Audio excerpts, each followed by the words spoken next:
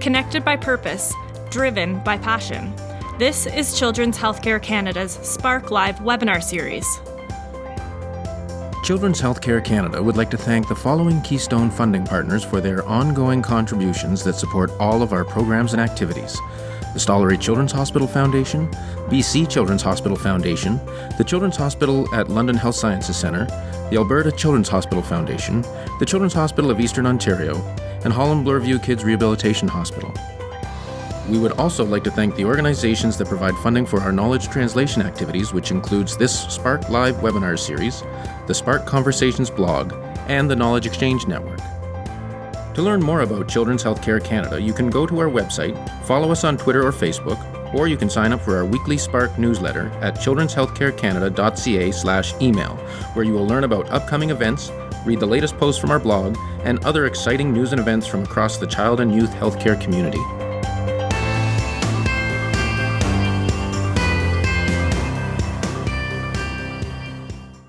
And welcome to Children's Healthcare Canada's Spark Live webinar series.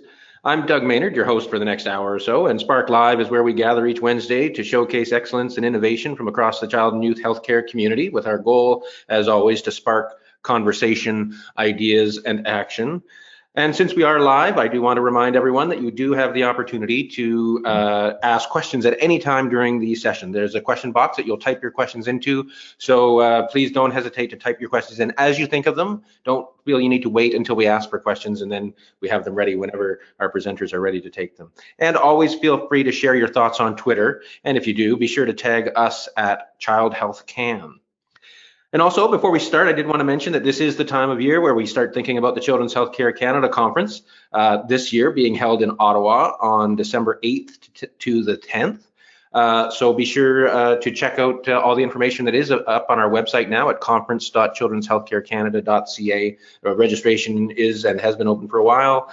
We've got a great lineup of keynote and concurrent sessions, the program's up on the website, etc. So be sure to check that out, and hopefully we'll see some of our Spark Live audience in person in Ottawa. All right, so today we're talking about doing justice for LGBTQ plus youth in health and social services. And we're going to explore issues related to LGBTQ youth who are significantly more likely to struggle with mental health problems, homelessness, substance use issues, but at the same time less likely to access health and social services and often face stigma and barriers to accessing care. So today we're going to hear from our presenter, Faye Johnstone, who is the Senior Associate of Engagement and Mobilization with Wisdom to Action. Faye is an expert on LGBTQ2+ inclusion in education and health and social services, and Faye has trained thousands of educators and service providers in Canada and around the world. So it's going to be a great opportunity to hear what our organizations can do to do a better job for LGBTQ2+ youth in Canada. So it's my pleasure to hand the virtual podium over to Faye Johnstone. Over to you, Faye. Perfect. Hello, and thank you so much for having me. It's really an honor to be here.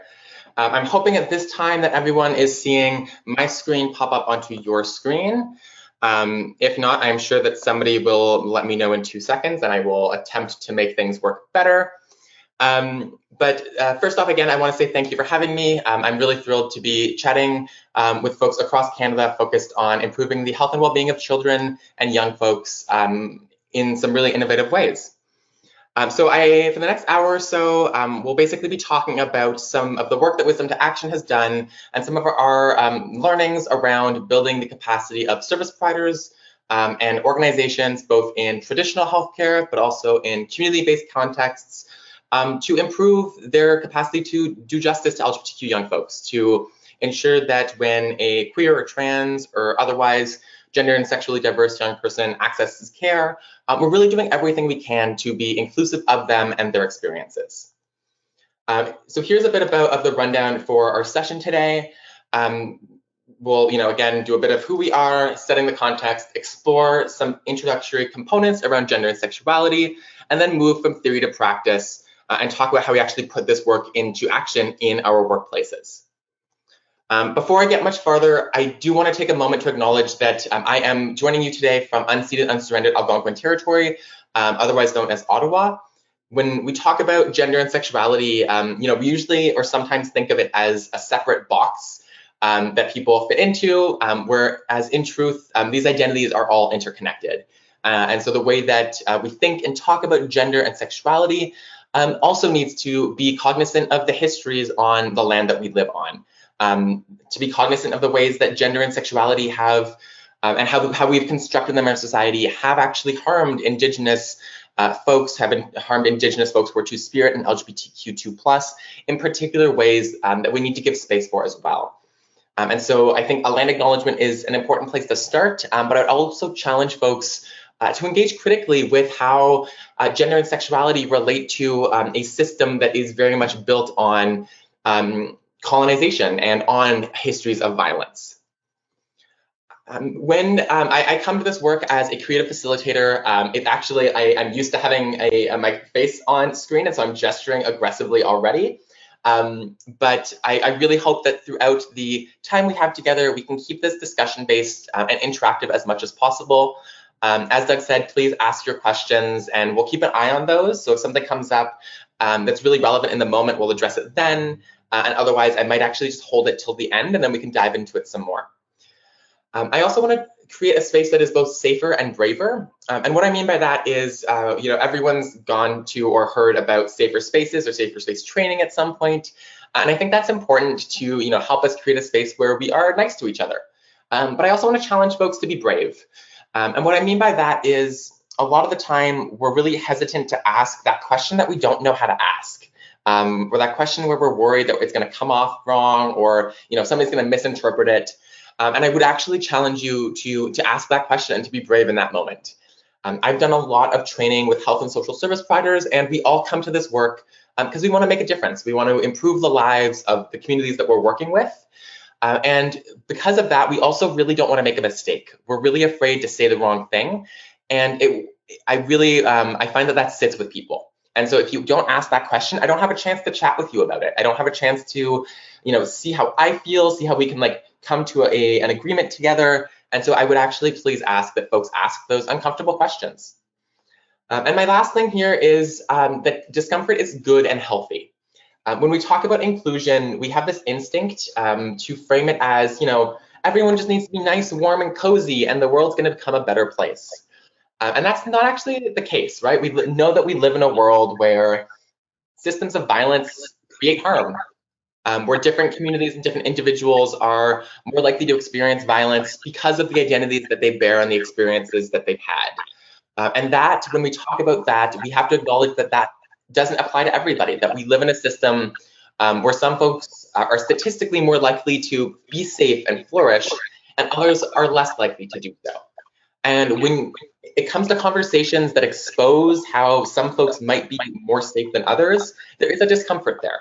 And that's actually not a bad discomfort, because when we're talking about violence, when we're talking about discrimination, folks who come from power in those dynamics have a choice to be uncomfortable. Whereas folks who are marginalized, folks who are less likely to be safe, don't have that choice. That discomfort is foisted on us, as opposed to something that we can actively choose to engage in or not. So I'm hearing a bit of an echo on my side, but I'm hoping that's just my side. In terms of myself, so again, my name is Faye Johnstone. I use they and she pronouns. If you don't know what those are, you're in the right webinar, and we'll get to that in a bit. But the short of it is, if you're describing me, just stick to either referring to me as they or as she, and avoid any masculine terms, and we're going in a great place. I work with Wisdom to Action as a Senior Associate of Engagement and Mobilization, and a lot of that is really about leading community engagement initiatives, such as our recent project on LGBTQ2+ young folks and gender-based violence, but also engagement initiatives in school mental health, in just broader child and youth mental health. And I have a background in Ontario's child mental health sector, doing youth engagement work with child youth mental health agencies across the province. I'm also currently a Master's of Social Work student at Carleton University, and I do a lot of work both with and outside of Wisdom to Action, focused on LGBTQ education and community organizing and advocacy. And I do a little bit of writing on the side with Canada's LGBTQ paper, Extra Magazine, which you all should definitely check out. If you'd like to shoot me an email, you can contact me at my email there. I'm always happy to answer questions following this webinar and keep this conversation going. And if you'd like to send me a tweet or check out what I talk about on Twitter, you're welcome to check me out there as well. Now, Wisdom to Action, so the organization that I work for, is a national social enterprise focused on leveraging our expertise to support organizations and communities to improve health and wellness. A lot of our shtick is basically helping bring in particular expertise that a lot of organizations might not have in-house, and using that expertise to help them improve service, help them improve the health and well-being both of their organizations, but also of the communities that they work with. And we do that through 4 key ways. The first of which is community engagement and participatory facilitation. And so we're very big on kind of like the unconference model, convening spaces to like have interesting conversations and come up with next steps and solutions for key issues impacting organizations and communities. We also do a lot of evaluation and research, knowledge mobilization, and building capacity, which I think this would fall significantly under that. So helping, again, build the capacity of organizations and individuals to do justice to 2S LGBTQ young folks. So I want to start off the more formal, let's get into the LGBTQ content of this webinar by talking about the context. I think it's important to ground ourselves in the everyday realities of LGBTQ2+ young folks to kind of get a sense of why this work matters and why we need to make this a priority. The first thing is that LGBTQ young folks are not having a good time in this country at this moment. We don't have tons of data on the demographics or the health risks or the health profile of LGBTQ communities or young folks, but the pieces of data that we do have really they help start to paint that picture. And so, for example, half of trans folks in Ontario make under $15,000 a year. That means that half of trans folks in Ontario live below the poverty line.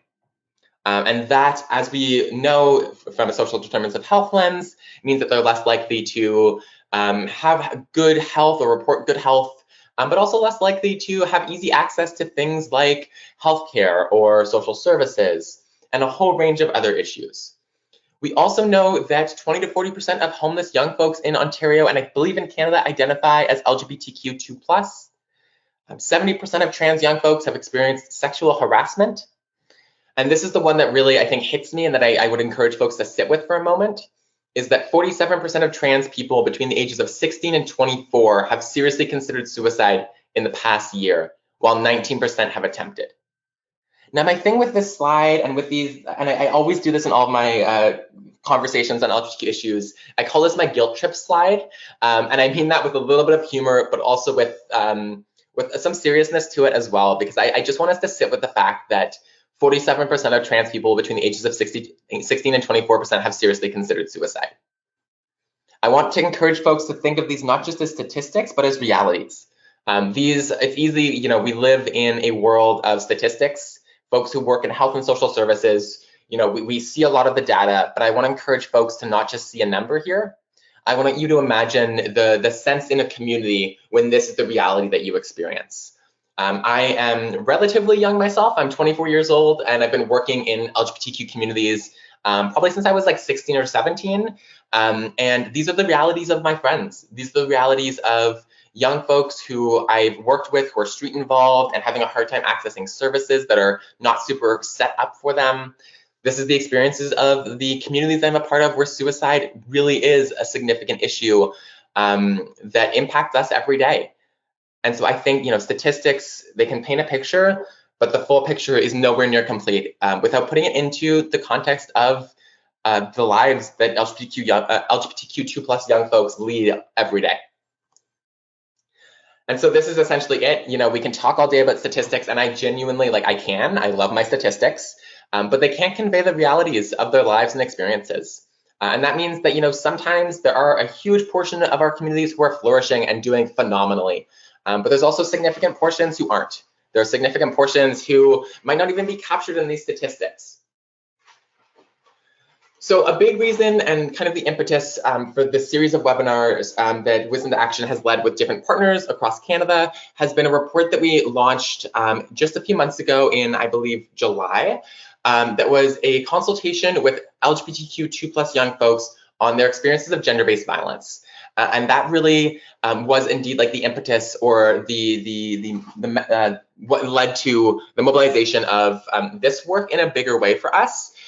because we heard and we saw that LGBTQ young folks, despite the narrative that we are so inclusive and accepting as a country, that narrative hadn't trickled down into changed realities. And so we heard a whole ton of issues, more than I could ever get through in a succinct way at this moment. But the 4 key issues that we heard were that LGBTQ young folks did not feel safe on the streets of our cities and communities and towns. They didn't feel safe in their families. They didn't feel safe accessing health, social, and community services, and they didn't feel safe in their schools. From the evidence that we know on both the statistics I showed you and other information and evidence around LGBTQ young folks, as well as the voices of LGBTQ young folks that we heard from in this report and this consultation project, we know that our perception of a safe and inclusive country isn't actually the reality of LGBTQ2S plus young folks. As a trans person myself, I feel this every time I leave the house. There's considerations that people who aren't part of our communities don't have to make that we need to make every time we wake up in the morning. We have to wonder about how we're going to get safely to our workplaces, how we're going to get safely to our coffee shops. We have to worry about our visibility online. And we also have to worry about the access to care that we're going to have if we end up getting a broken bone and having to go to an emergency room. Are we going to be misgendered? Are people going to make assumptions about us? Is the quality of our care going to diminish because of the fact that we look different and live different lives than some people might expect? If you'd like to check out the full report, and I would genuinely encourage you to, and if not, there's a wonderful executive summary that is much more brief. I would really encourage folks to check it out, and you can do so at www.wisdom2action.org/genderbased violence or /GBV. There's also a really cute video that we generated from this report that also highlights some of those broader considerations. And the report itself goes a lot more in depth in terms of both the issues, but also in terms of some recommendations from the perspectives of LGBTQ young folks of what we could do next and what we could be doing better. And so I think it's a really valuable piece of work to check out. It's also from, as far as we know, the first time that a national consultation specific to gender-based violence and specific to gender-based or to LGBTQ young folks has been conducted that really makes sure through every step of the process that we're centering the voices and needs of young folks. You know, a lot of the time we have these statistics on LGBTQ young folks, which are really great, but we also really need to do better at uplifting their voices, hearing their needs, and giving them a chance to share with us what they'd like us to do about it. Another report that was really exciting and interesting to us was part of a project that we co-led with the Mental Health Commission of Canada, focused on creating safer spaces for 2S LGBTQ emerging adults in healthcare. That report is up on their website at this moment, and I believe you can send me an email and I can send you a direct link. But it is also a really valuable report that gets into those practical pieces and was generated by a gathering of about 80 LGBTQ2S plus young folks from diverse communities all across Canada. And so I think in terms of if you're joining this webinar because you want an action plan, you want somebody to say, okay, like what are the things I need to do? That report in particular, I think would give you some really nice things to think about. Now, I've talked a little bit about like the broader statistics, the realities of LGBTQ2S plus young folks, and acknowledging that I've probably thrown around some words that folks don't all know, and that access to that knowledge isn't something everyone's been exposed to. I'm going to shift gears and do a bit of an introduction to gender and sexual diversity now. So first off, I want folks to think critically about gender and sexuality. And I think it's really interesting once you start to do that, to see how many of the assumptions and ways we think and engage with gender and sexuality aren't actually wholly accurate or are actually really new constructs that haven't been around for a long time from a broader historical perspective. Now, when I think about gender and sexuality, I think of them primarily in two ways. The first is that I think of them as socially constructed. And what I mean by that, because I think we throw that word around a lot, what I mean by that is that you can't physically reach out and touch gender and sexuality. They are constructed by the language that we use, the way that we give words to these experiences and ascribe meaning to those words is the process through which our society constructs an understanding of gender and sexual diversity and of these pillar categories and binary systems of what gender and sexuality are supposed to be. Now, that sounds like a lot, and I'm going to share an example of an activity that I do when I work with young children to kind of give evidence to the socially constructed concept. So I do this workshop, this activity with primarily like primary school children, and it's essentially an activity to talk about how they relate to their gender identity and to talk about how we all think about and understand it differently. And so what I do is I give every kid in the room a piece of paper and some markers. I then ask every kid to draw their gender. 5 minutes later, I collect every drawing. And the most interesting thing about it is that no two drawings are the same. There are similarities across a lot of the drawings, but they're not identical. And if I ask a room of people in any room in this country how they would describe gender or describe their gender, they will come up with different responses. Yes, there will be broad categories of similarity. Yes, those categories are often constructed as being either man or woman, but they are nonetheless only umbrellas that can't capture the full diversity of our individual and societal expressions and understandings of gender and sexuality. And so that, more than anything, demonstrates to me that gender and sexuality aren't physically a thing you can touch, because they've existed and are to this day defined in different ways by different people. Another piece of that is that gender and sexuality, while socially constructed, are also deeply personal. And what I mean by that is, when we talk about something being constructed by language, we think maybe it doesn't matter all that much. If it's socially constructed, then we can just get rid of it, or we can just move on, or change some words and it's going to be fine. And part of that's true. But our genders also matter to us. Our sexualities matter to us. They matter to us because they shape the world that we live in. They shape how people perceive us and how people treat us. I really wish I was in a world where we didn't have to care deeply about our gender and sexuality, but my safety is dependent on how people perceive my gender and sexuality. My access to care is dependent upon how people engage with my gender and sexuality. And so these are socially constructed, but they also matter to people. And they matter not just because they impact the world that we live in, but because we have people in our communities who've had to fight and who've lost their lives and suffered incredible harm to be recognized as the people that they know themselves to be. And to ignore that, to ignore the fact that gender and sexuality matter to people, is to do those folks a disservice. And they've been folks who have shaped movement-based or rights-based organizing in this country and across the world for decades on end. Another thing that's important to think about is that gender and sexuality today aren't understood the way they were 200, 300, or more years ago. And my favorite example for this is the colors pink and blue. So all of us, when we see, no matter how much we're resisting gender norms and saying that, these are not gendered colors, we were all raised in a world, I believe, where pink and blue had very serious gender connotations. A baby was born and the baby wore pink and they were a girl. If a baby was born and they wore blue, they were a boy. Now there's a lot to unpack there about stereotypes that we're making, and I'm not saying that this is by any means like a truth, but it's actually really interesting because did you know that about 20 years ago or 30 or 40 years ago, pink was actually the boys' color and blue was the girls' color? And the reason for that was because pink was considered to be more masculine because it was closer to the color of blood, and blue was considered to be more meek and unthreatening. And so it's really interesting if you sit with yourself and think about how, no matter how much, again, we've unlearned gender roles, when we see the color pink on a baby boy, on a baby, we think boy. And when we see the color, when we see the color pink on a baby, we think girl. And when we see the color blue on a baby, we think boy. When that hasn't always been the case and wasn't the case just a few decades ago. Another example that I want to bring up is the word heterosexual. The word heterosexual, everyone hears that straight is a word that most people are aware of, and everyone knows pretty instinctively what the word heterosexual means. But the thing that folks don't know is that it was actually invented in the 19th century, and the initial meaning for the word heterosexual was actually morbid sexual attraction to people of the opposite sex.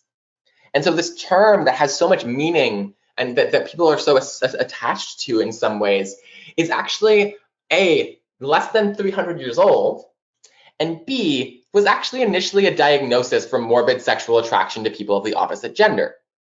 And I think that's just, again, really interesting. And that and so many other examples that I could go into demonstrate to me that A, again, gender and sexuality are socially constructed, but B, that these systems have never been fixed or stable experiences. That the way that we think of and engage with sexuality and gender on this land has always been changing. The way that we engage with it now is 100% different from how we did even 10, 15 years ago. We live in a world where, to some extent, women are allowed to be masculine and wear jeans to their workplaces. A decade or two ago, that wouldn't have been permissible. We live in a world where we can acknowledge that men can be feminine, can wear dresses or makeup and lipstick. And again, that demonstrates a shift in our gender system and our understanding of gender and sexuality. So if you take anything away from this slide, it's basically that gender and sexuality are really complicated, they're really weird, they're always changing on us, and it's not easy to keep up. When we talk about gender and sexuality, I also want us to think about the normative society that we live in. So we live in a world where from the day you're born, we are presumed to be heterosexual. We are also presumed to be the gender we were assigned at birth. So when that doctor walks out with a baby swaddled in blue, we think that that person is a boy and will always be a boy. We think that somebody swaddled in pink is a girl and will always be a girl. As a society, we've been obsessed, as like a Western society, we've been obsessed with categorizing people into boxes where they are very clearly defined, where they're very rigid, and where people can be explained by those boxes. And now I know that that's not fully true. I know that there's, we've come a long way and we're getting somewhere good in terms of diversity and inclusion in a whole bunch of different ways. That is still fundamentally how the world works. That is still something people are taught from a young age. We still have this idea that people need to fit into being heterosexual until proven otherwise, being the gender that they were assigned until proven otherwise, and generally have to fit into these rigid, clear boxes. While we can accept some difference or diversity outside of this, we often construct these differences as anomalies. And so instead of sitting back and thinking about how the norms that we create are the problem, we use these diverse experiences as differences that are constructed as anomalies. And so they're not part of being normal, they're different and they're strange. They're not necessarily bad, but they're not part of what we are or would consider normal. And that process of normalization, of constructing one thing as the way that you are supposed to be, is described as heteronormativity and cisnormativity. So the taking of an identity, be it heterosexual or cisgender, if you don't know that word, we'll get into it in a minute, and constructing that as the norm, as the default, and again, constructing everyone outside of that as different. Now, to bring this back to healthcare and health and social services, I think it's important to think about how, at the end of the day, we often build and provide services around these assumptions. They're designed by and for the norm rather than folks who don't fit the norm. I'm a writer on the side, and so I do some work around, and I like thinking critically about marketing and marketing communication. And the thing that we talk about, or that people talk about in communication, is that products are designed for norm. Norm is your average cisgender, white, middle-class, straight man who's been married since he was 20, and he is how a lot of our services are designed. So we're not there anymore. We've come a long way. Health and social services in particular are diversifying their approaches, are engaging critically with concepts like diversity and inclusion and anti-oppression. But it is still important to think about how our assumptions still weigh into these services that we're providing and are still often engaged with when we create these services at the very beginning. Now, this is my key term slide. I will clarify that I actually do not like key term slides at the end, and I'll explain to you why then. But at the moment, I think it's important to ground ourselves in some common language so that everyone knows what we're talking about when I throw around new words. And again, if there's a word that's not on here that you're really curious about, just slot it into that question box and we will do our best to address it. So the first one, and the first ones are relatively easy, heterosexual or straight, which is defined as a person of one gender who is exclusively attracted to people of the quote unquote opposite gender. So a man who is only attracted to women, or a woman who is only attracted to men. Gay or homosexual is the opposite, somebody who is only attracted to people of the same gender. And then bi and pansexual are both terms to describe multiple gender attraction. And so that varies and is described differently by different people, but it might mean attraction regardless of gender, so gender doesn't really factor in. It might also mean that you are attracted to two genders, and that might not just be men or women, it might also be non-binary folks or two-spirit folks or other folks. But essentially, it describes pansexual and bisexual are both umbrella terms for sexual identities that are not exclusive to one gender. Queer is another one that is getting a lot more traction these days. Queer is indeed a reclaimed slur, and so if you go back, and to this day it is used as a slur towards members of the LGBTQ2S+ community, but it has been reclaimed as an umbrella term and also as an identity label. Queer is used to, so folks often say things like the queer community or queer people, but it's also used to describe individuals, and it's usually considered to be an umbrella, like an undefined identification that just means that somebody identifies as other than heterosexual and or cisgender. Now, the next one is trans or transgender. And this one is one that a lot of folks struggle with, I find. And so I'm going to give you my definition. And again, if you have thoughts, just weigh on in. So I define trans as somebody who was somebody who identifies as a different gender than the one they were assigned at birth. And so what I mean by that is when you're born and the doctor says, oh God, it's a boy. And if you grow up and you don't identify as a boy, you fall under the trans umbrella. And so that doesn't describe just people who grow up and realize they aren't boys and decide to identify and transition to be women. It also includes folks who are non-binary or genderqueer or asexual. And so trans is indeed a very wide umbrella. So I'm going to say that again because I think it's important to just sit with that definition. So trans describes somebody whose gender identity is different from the gender they were assigned at birth. On the other hand, or similarly, non-binary is like another umbrella term and also a personal identification label. And it's important to distinguish that because trans isn't a gender. Trans is a descriptor of gender. And so what I mean by that is that there are trans men and that is their gender, they are men. There are trans women and that is their gender, they are women. There are trans people who are non-binary and that is their gender. And so trans inherently is not a gender, it is a descriptor of gender. So non-binary is similar and different because non-binary describes somebody who doesn't fully or completely fit into either gender category. And so if we think of the fact that we live in a society where everyone is assumed to be either a boy or a girl, a man or a woman, if you don't fully and completely fit into those boxes, you could fall under the non-binary umbrella. And so non-binary is a massive universe of identities. It is an umbrella term for hundreds and hundreds and hundreds and hundreds. And you don't need to know those because we don't need to know every gender identity out there. But knowing non-binary as an umbrella term is useful just because it gives a bit more common understanding to people's diverse gender experiences.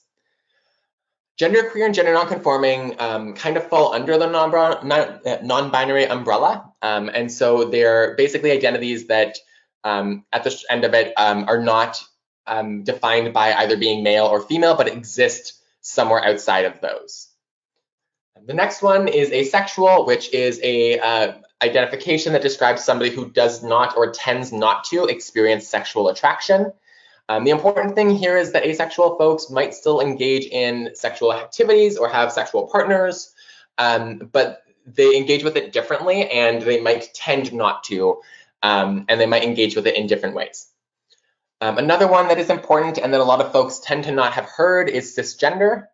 I should have put it up there with transgender because they actually tend to go hand in hand or be useful to describe one after the other. So cisgender is a term that describes somebody whose gender identity matches the gender they were assigned at birth. And so if you're born and the doctor says you are a boy and you grow up and you identify as a boy and then as a man, you fall under the cisgender category. And the same thing if you were assigned female at birth, so the doctor was like, hey, it's a girl, and then you grew up and you identified as a girl or a woman, you fall under the cisgender umbrella. The last one is two-spirit, and two-spirit is a term with some really important cultural roots in Indigenous communities on Turtle Island, so on the land that we're living on. Two-spirit is an umbrella category to describe gender and sexual diversity in Indigenous communities. Now I'm going to give them take another minute or two for this one because it's one that there's a lot of miscommunication, I would say, around. And I will also, at this point, disclose, like, I am a white person and a settler on this land, and so I am by no means an expert on this term.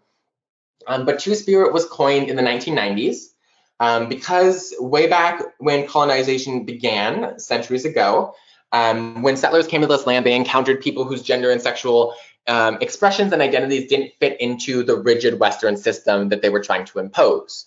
And so as part of the colonial violence, they actually intentionally and systematically forced those individuals back into conforming with the gender system and sexuality systems they created or imposed. They also did what they could to erase references and language around gender and sexual diversity. And so at this Winnipeg conference of Indigenous LGBTQ folks in the 1990s, they basically chose Two-Spirit as an umbrella term to capture those diverse and different cultural and cultural understandings of gender and sexuality, which were by no means homogenous, because they were different across nations and communities all across Turtle Island, but it provided an umbrella term to help create more of a united identity and advocate for better recognition of Two-Spirit experiences. The important thing for this one is that it is a term by and for Indigenous LGBTQ folks. And so white settlers like myself or other folks who are not Indigenous have no right to use this term for ourselves or to identify as this term, just because of the fact that it has very important cultural roots and it would not be our place. Now, to break it down a bit, because I've thrown a few things at you at this point, I want to clearly walk through the difference between gender identity, gender expression, orientation, and biology. So first and foremost, gender identity is your internal sense of your own gender. A lot of folks who are not trans have never had to think about that all that much, but trans folks really have, and so we have some thoughts. Gender identity at the end of the day is who you know yourself to be. A lot of us, if we sit with ourselves, we will realize, oh yeah, this gender is the one that works for me. I kind of like this. This is a fun time. And so that's your gender identity. Gender expression is an entire different category, but it is somewhat connected as well. Gender expression is how you express your gender externally. It's the makeup you wear, it's the makeup you don't wear, it's facial hair, it's the hair that you have, it's the dress or lack of dress that you're wearing. And these are all things that are coded by our society, but that we also take agency around. The important thing here is that your gender expression does not have to match your gender identity. What I mean by that is we know that it is kind of sexist to say that all women have to wear makeup and have really long hair. And it's kind of weird to say that all men have to be really masculine all of the time. And so we know that one's identity and one's expression do not have to be the same or mirror each other. But a lot of the time we forget about that for trans folks or gender diverse folks. And so we try to take our anxiety around how people should look regarding their gender and put that on trans people. And so we expect trans people to be super masculine if there's trans men, or like to conform to femininity all the time, every time if they're trans women. But again, we know that that's not how people work, because gender and sexuality and expression are so much more complicated than that. When it comes to orientation, I usually think of it as an entirely separate category that just comes down to who are you attracted to? Either emotionally or physically, who do you want to be engaging with as sexual partners, as romantic partners? And it relates to your gender because it is usually used in gendered language to describe, but it's not fundamentally so. When it comes to sex, I usually say that sex is only relevant in two scenarios: when you are talking to your health provider or when you are talking to a potential sexual partner. What I mean by that is that the way that we are perceived shapes how people engage with us. And so when I am in public, violence that I experience is not because of my body, it's because of how people are perceiving my gender expression. Now, when it comes to healthcare, of course, it becomes a lot more relevant for y'all. And so biological sex and your physical anatomy does make a difference. But a lot of the time we make it out as more of a difference than it is. And I'm going to get more into that when we get into more of the practical components. I'm also just going to go back to this slide for a moment because I want to clarify something. I love and hate definition slides. I love them because they help build common understanding, but I hate them because they force us to take complicated identities and put rigid descriptions to them. And so what I mean by that is that I don't want somebody to leave this webinar and think that they have the one perfect universal definition for the word trans, or for the word bi, or for the word queer. When it comes to definitions, we need to make sure that we engage with that principle that is so at the core of the work that we do, that the individual is the best expert in their own experiences. that the individual knows themselves best and has the autonomy and the right to describe their own identities and experiences in their own language. And so if you're working with somebody who defines trans very differently than I do, or who defines bisexual or gay or any of these things, listen to them because they are the expert in their own experience, more than I ever could be. The other thing here is that you don't actually need to know every identity label. This is often a source of anxiety for service providers because they feel like they need to know every definition and know it perfectly. That is not indeed by any measure the case. It is good to have a basic understanding of some common terminology, but there are so many gender experiences and gender identities and ways of thinking and talking about gender out there that you will never get to know all of them. I do not know anywhere near all of them. What is important is, again, that you listen to people, that you unpack the norms of gender and sexuality and realize that people don't have to fit them, and then you mirror the language that people are using to describe themselves when you're describing them. And so at the end of the day, listen to the folks that you're working with, let them describe their own experiences, and go from there, and you are on the right track. Now, I want to shift gears again and move into some of the practical pieces because I think that really, like, the theory is a good grounding, and I think the theory is really useful to engage in some critical reflection ourselves around the work that we do and the assumptions that we make, but it's also really great to have some concrete tips to bring into your work. But again, I want folks to keep in mind that our understanding of gender and sexuality are always evolving. And the definitions and models are important, but they can never capture the full diversity of human experience. We create these labels, we create these slides, but at the end of the day, they will never be the perfect ways of describing people because the individual always knows themselves best. And at best, we are trying to create words that do the best that they can to describe complicated, nuanced human experiences. At this point, I'd encourage folks to step back and think about their values. What are the values that you bring to your work? How do you action those in your practice? Are these values that are shared by your workplaces?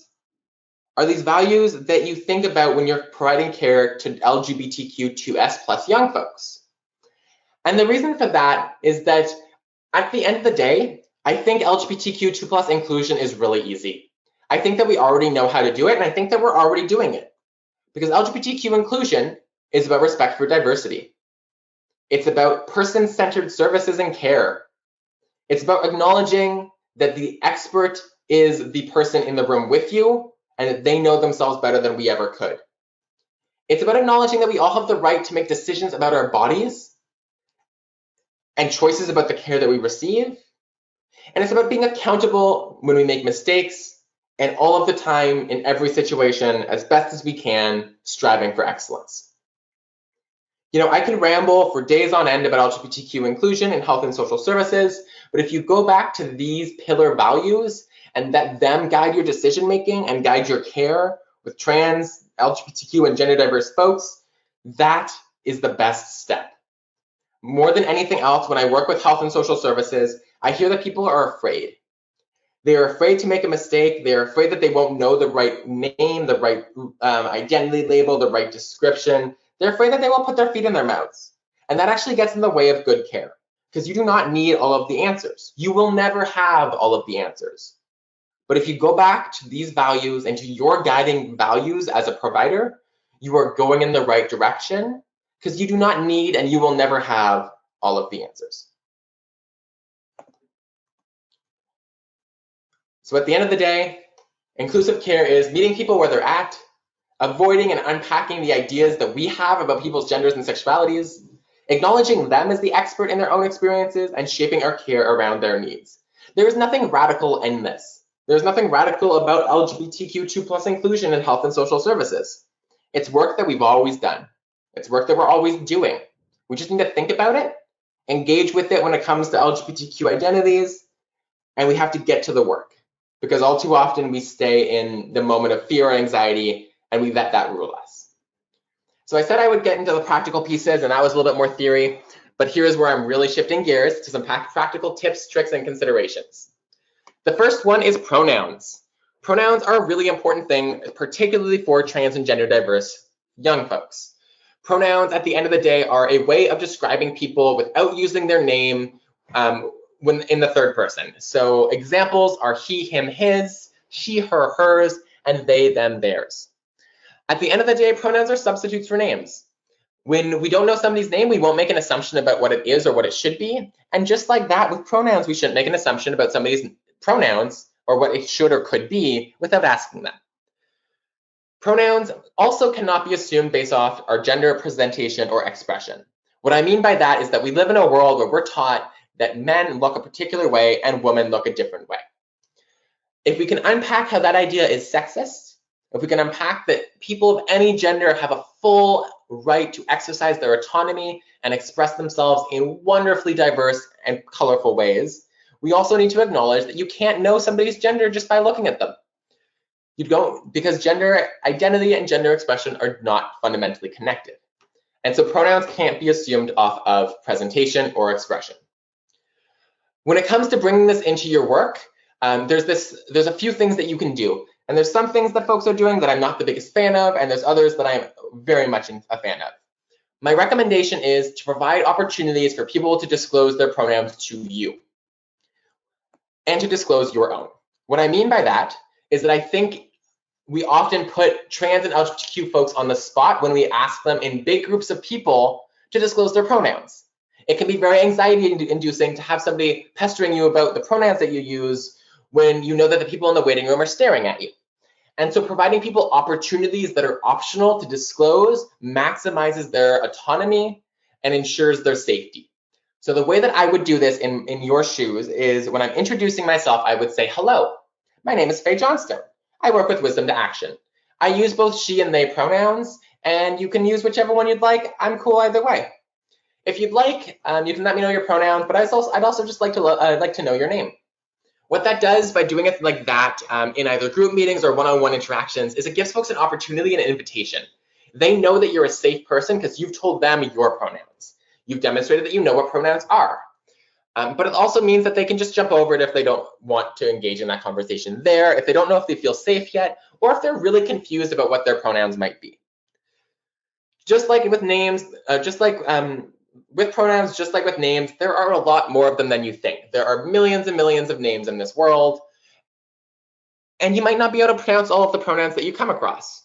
The most common ones are she, her, he, him, they, them, but there's other ones out there and other ones being created every day. And so again, listen to clients, and folks won't expect you to be perfect, but do your best. When you don't know somebody's pronouns, when you're not sure and you haven't had a chance to ask, the best thing to go with is to embrace a gender neutral pronoun. So if I don't know somebody's gender, I will refer to them as they, them until I know otherwise. That means that at the very least, I'm not misgendering them by using the wrong pronoun, which can cause harm. And I'm making sure that they are as welcomed as they can be. When it comes to they, them pronouns, I would also encourage folks to not just do the pronoun piece, but also be aware of the language that we use. Use language like folks and people instead of men and women or boys and girls. And I had a train of thought. And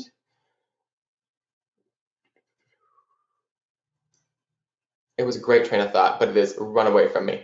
But yeah, so at the end of the day, do your best to respect pronouns. They're easier than you think they are. If you think that you can't do it, my challenge to you is that you probably haven't tried, and spend a week or a week and a half using gender neutral language in your head for everybody that you meet. Now, the thing that I was going to say earlier, just again ran out of my head. So we're going to move on to my next slide. Oh, perfect. When it comes to working with LGBTQ2S folks, I think confidentiality and privacy is one of the most important issues. I do a lot of work where I am in front of audiences talking about trans folks and LGBTQ communities, and people have this assumption that because I am a very out person, that everybody who's LGBTQ2S plus is out and wants to be out and wants to loudly be declaring their gender and sexual identity, and that's definitely not the case. Just like everybody else, LGBTQ2S plus folks have the right to privacy. They have the right to have confidentiality respected for who they are. No matter how they look, what their gender and sexuality is, if they disclose to you those identities and those experiences, you have an obligation to maintain confidentiality unless explicitly told otherwise by the client. And so at that point, have a conversation with them. If you're working in healthcare with children and young folks, this gets more important than ever. The worst thing that can happen in a lot of situations is that a kid discloses that they're trans to you and you accidentally, for example, let it slip to their parents. We live in a world where 20 to 40% of homeless youth are LGBTQ2+ identified. We live in a world where many of those young folks are homeless or street involved because of the families that did not accept them. We put people at significant risk when we forget that LGBTQ2+ communities have equal right to confidentiality and privacy as everybody else. When it comes to folks who might be closeted with their parents and out with you, I would refer folks to the Toronto District School Board, who have a phenomenal policy on this issue. And I would also refer folks to the Ontario Human Rights Commission, who've also weighed in on this. Health providers have the right to protect the privacy and confidentiality of young people in their care when they're even from their parents at the express wishes of those children. One of the biggest things that I've touched on a few times today is mistakes. And this is actually a slide that I have in every workshop I do, and it is my favorite slide. And I'm going to read it twice for you. So, yes, you will make mistakes. No, that doesn't make you a bad person. Yes, though, it does hurt, and we might respond with that in mind. Because no, that's not an inappropriate response. But at the end of the day, yes, we want you to move on. Because no, it's not about you. And yes, you can learn and improve. Now I'm going to go through this again, but slower. Yes, you will make mistakes. We are imperfect human beings. We make mistakes every day of our lives. I often joke when I do this workshop that I have misgendered my partner who is trans. I have used the wrong pronoun to describe somebody who is extremely close to me in my life, and I am a trans person myself. If I can make the mistake, you can too. That doesn't mean you get an excuse to do it. It just means that we are all imperfect beings. And so no, it doesn't make you a bad person. You are not a bad person for making mistakes. But yes, it does cause harm. Every time that we have the wrong name used for us, the wrong pronoun, every time we're assumed that we are engaging particular kinds of sexual activity, every time that you assume that our partners are of the opposite gender, there is harm that is caused in those moments. It is harm that might not only be your fault, that might mostly not be your fault, but it does cause harm. My favorite example is if a trans person is misgendered. So if you use the wrong pronoun to describe a trans person and they are emotional about it, take a moment and put yourself in their shoes. A lot of trans people leave the house in the morning and they get stared at. A lot of people walk to their local coffee shop and they get misgendered. A lot of people then hop on a bus and they get a text from somebody who isn't talking to them anymore. The reality is that trans folks experience a lot of violence, and a lot of it is in small little doses that you might not think hurt, but when it is your every single day, every single year of your life, in the past and moving forward, it builds up. And so in that moment, if we're emotional, please, I'm begging for empathy, because you can't imagine the kind of harm that is experienced by a lot of trans and gender diverse folks or broader LGBTQ folks just for existing in this world. And so no, our emotional response is not inappropriate, but we really do want you to move on. We want you to, give us the comfort that we need if we're asking for it, but don't spend the next 3 hours apologizing about the fact that you used the wrong pronoun, because that just makes it awkward for us, and we often rather just have the conversation move on.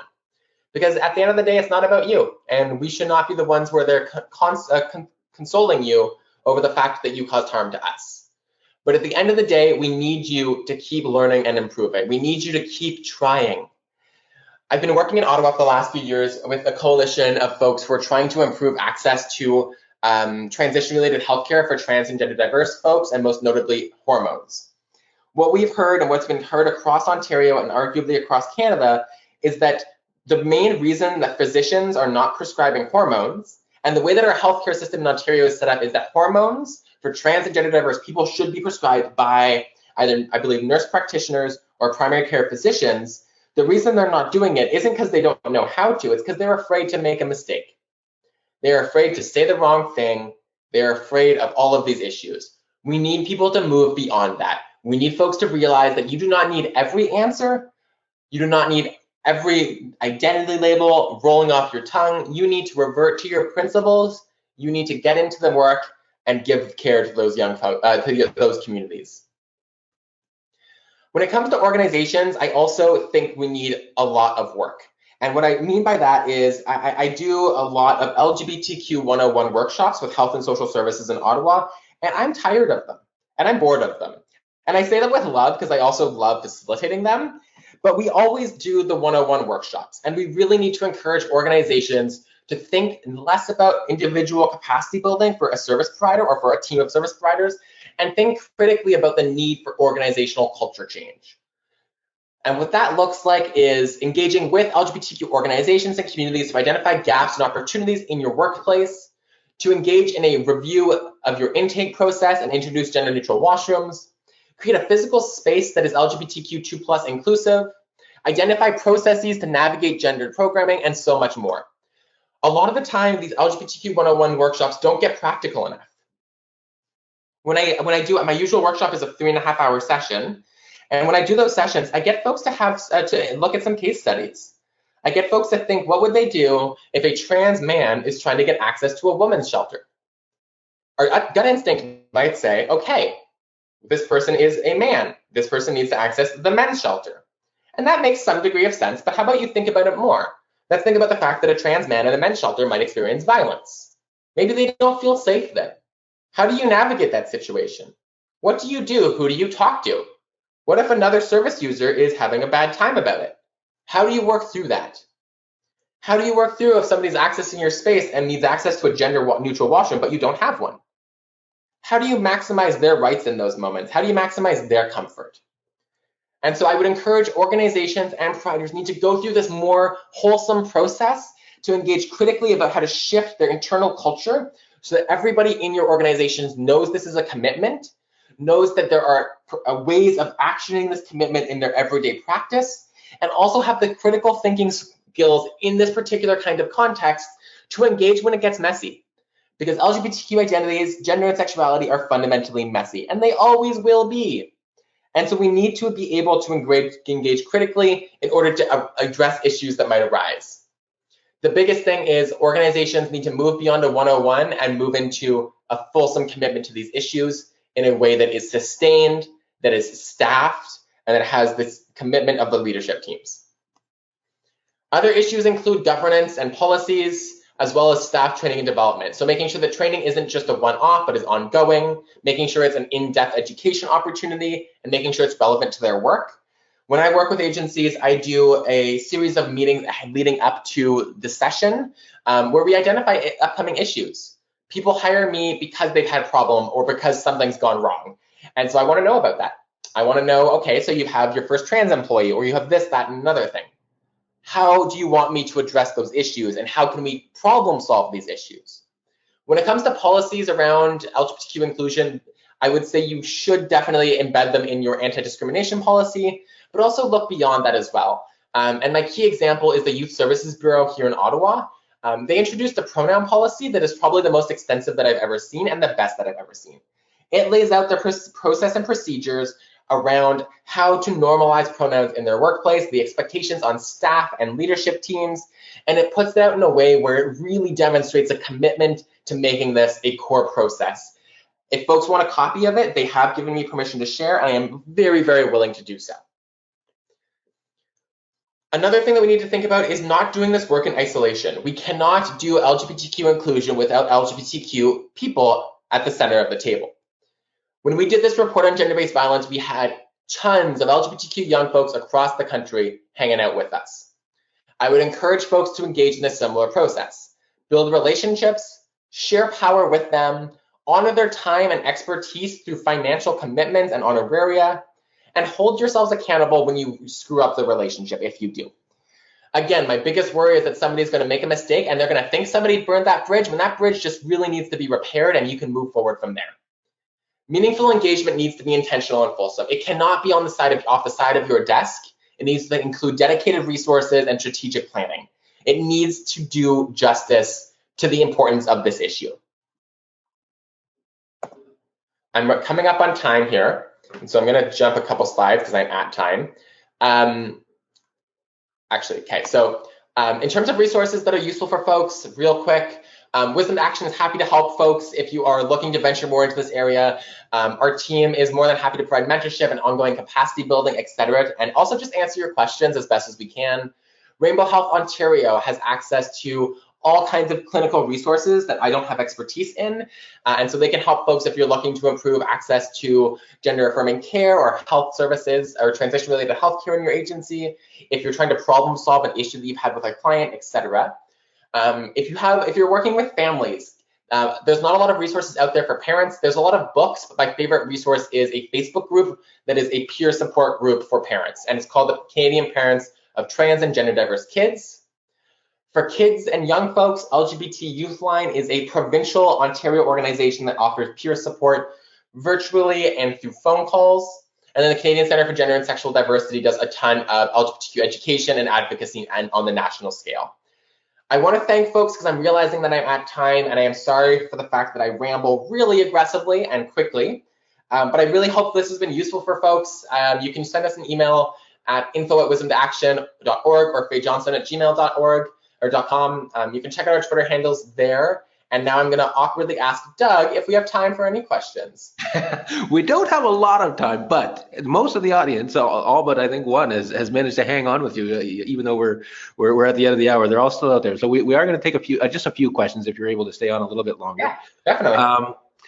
The one interesting sort of set of questions that came in was related. I think you struck a bit of a chord for the people in the audience that are sort of working in that clinical environment in maybe emergency departments is sort of the sense I get. Emergency departments or clinical environments where that whole piece about disclosure, like when you have a young child who is presenting to the clinician as trans or is maybe asking to use a different set of pronouns, that maybe you clearly get the sense from the parents that they're not aware of this, or maybe it's something related to the reason why they're there. The clinician is starting to think perhaps there's something here that's not being disclosed. Mm-hmm. The process going forward for them, you said obviously it's not up to the clinician to unilaterally inform the parents of this. But what would you recommend as the process for someone? Perhaps it's in an emergency department, perhaps it's during a clinic visit of some sort, or with a general practitioner, a family physician or something. What's your recommendation for handling that process? Yeah, so I think there's a few things. I think first, it is genuinely a difficult scenario if you're getting a vibe or some indication from the kid that they might use a different set of pronouns or a different name than their parent introduced them as. In that moment, you are kind of stuck because you don't know if this is an issue that you don't want to trigger more of an issue with the family. So if you don't want to just ask the kid, hey, do you use a different name, because the parent might get annoyed or something like that. My suggestion would be, as soon as you have a moment alone with the child, ask them what their pronouns are. And that can open a whole conversation there. And then ask them how they want to be addressed when their parent's back in the room. That might not work in everyone's scenario, but that would be the best way in my mind to ensure that you're respecting this kid's gender identity, but also maximizing their safety, because that always has to come first. In terms of other components to that, if the parent seems unsure and worried about gender and sexuality related issues, check out your local LGBTQ community center, and they probably have some programs that can help. I don't have a resource list offhand, but there are some really good resource lists out there that do target parents, and getting them access to those are really good. A lot of the time, parents need somebody to hold their hand. Parents are scared. Parents are experiencing a sense of grief and loss that is both justified and complicated, and also not entirely justified. It's a whole mess, but they need somebody to talk about that with. And so helping, if there's an opportunity to get the parent access to some support, is really important. But we know, like, a lot of trans young folks are experiencing self-harm, and a lot of them are ending up in emergency rooms. And so, a lot of them have not had good experiences accessing emergency rooms. And that's like not a lot of folks, emergency rooms are always high stress environments for the folks accessing care, as I can imagine as well for those providing. But doing those small things to demonstrate to this kid that you care and that you're listening makes a difference. And another thing that you can do that I just can't remember, I believe I didn't think of or mention, is you can just not use the kid's name unless you have to. So if you're not sure, and if you feel like you don't want to get the kid in trouble, or if you feel like using the wrong name might be hurtful to the kid, default to their to they them pronouns and avoid using a name at all. And that might be a good way to engage in some harm reduction and do the best that you can to help them out. Follow-up questions someone just sort of added here. How do you know who to ask about their pronouns? She's concerned about directing these questions to a patient that she may be based on her own stereotypes, and maybe even the asking about the pronouns would be inappropriate. And yeah, that's a common thing that I usually actually tackle in my pronouns lab. I think I forgot about it. I make this joke that I'm the only person that ever gets asked for their pronouns because people read me as trans in a few seconds, which is fine and is like a funny thing for me. When it comes to when you ask pronouns, my recommendation is always at every opportunity. What I mean by that is that we know that you can't tell if somebody is trans just by looking at them. And so we need to normalize in our society that asking pronouns is just a way of respecting people. And so my recommendation is to, whenever you're introducing yourself to somebody, disclose your pronouns then. If you have an email, add it to your email signature. If you can put up a poster at your intake that says, ask me your pronouns, or tell me your pronouns, or something like that, that is important. It is really it's slightly annoying on a personal side, but it is also an ineffective approach to only ask people who we are visibly queuing as trans people if they are trans, because we're missing the majority of trans people because of it. Suggestion to start by identifying your own pronouns first. That's a great way to sort of introduce it. It opens the conversation and it doesn't make people feel awkward. And again, like, people don't know how to do this, but I do it all of the time. I say, hi, my name's Faye. I use she and they pronouns, and I work with Wisdom to Action. It's as simple as that. And that's an invitation to other folks to also share their pronouns if you're doing, for example, a go around. And it's also a way to check in, and like, if there's this kid who's accessing emergency room, that kid will probably nod along and their eyes will brighten a little bit, and that's a cue that there's something that might be going on there. All right. I did have a few more questions, but I think we are a fair bit over time now, so I think we'll have to save those for another time. I did want to give you one more chance just before we close off. Is there any sort of key messages or closing messages that you'd like to send the audience off with before we wrap up here?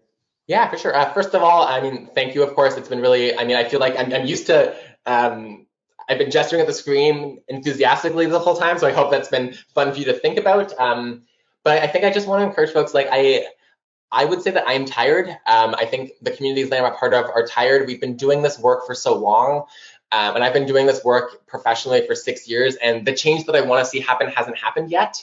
And so please take what you've learned from this webinar, find other sources of information, shoot me an email, take this back to your workplaces, take this back to the work that you're doing, because we need that. We need that change to happen because we're tired. And on my end, at least, it's not getting better as quick as people seem to think it is. And so I would leave folks with that push following this webinar.